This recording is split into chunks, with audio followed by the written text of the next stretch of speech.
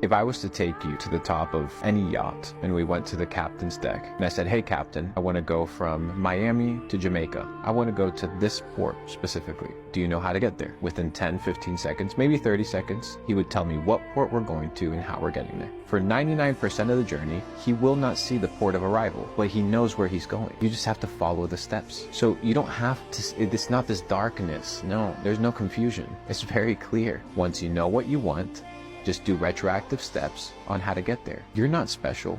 I'm not special. We're not the first to succeed. Millions have succeeded in the past, so can we.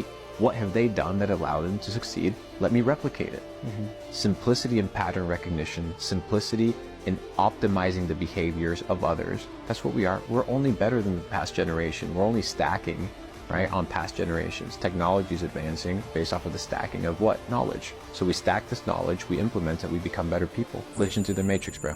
If you make money, you're an idiot and you make the money, now just get really smart. Because I think it was one of these older kind of speakers. He has this quote that he says, if you want to make $1 million, you best become a millionaire. Because if you make $1 million and you haven't developed into a millionaire, you'll lose it. Because in life, you are a reflection of your actions, a reflection of your thoughts. Yep. So if you haven't developed a millionaire mindset, if you haven't developed millionaire habits, if you haven't developed your ability to keep your money, if you make money by luck, you'll lose it. I've been there.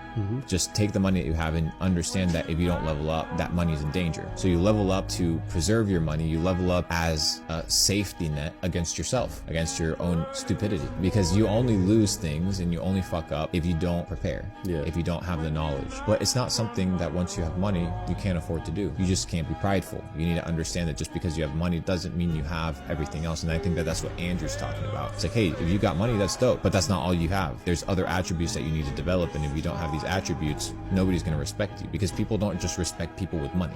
Maybe a suck up, maybe somebody that's really parasitic, maybe they just want your money, but nobody just respects money in and of itself.